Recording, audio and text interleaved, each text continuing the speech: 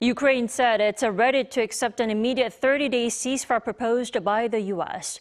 President Zelenskyy is now urging the U.S. to convince Russia to do the same, while President Trump says he will talk to Putin about the deal. Our Bae Eun-ji starts us off.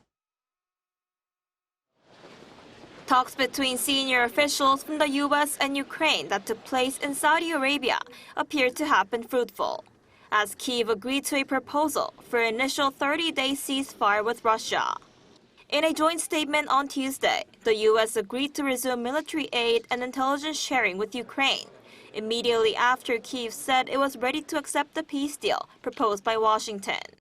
The two sides also said they'll conclude an agreement for developing Ukraine's critical mineral resources as soon as possible. U.S. Secretary of State Marco Rubio, who led the U.S. delegation to the talks, said Washington would present the ceasefire offer to the Kremlin, noting that it's now up to Russia to end the fighting. Now, hopefully we'll take this offer now to the Russians, and we hope that they'll say yes to peace. The ball's now in their court. But how Moscow might respond is far from certain.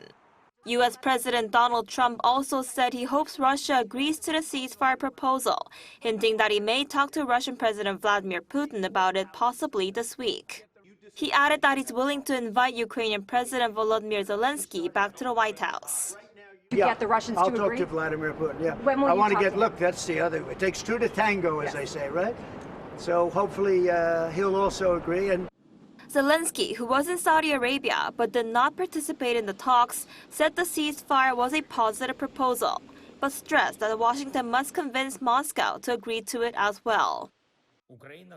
Ukraine accepts this proposal. We consider it positive. We are ready to take such a step, and the United States of America must convince Russia to do the same.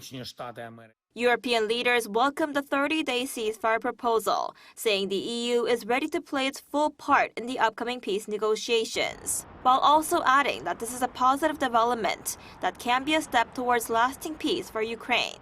Bae Eun-ji, Arirang News.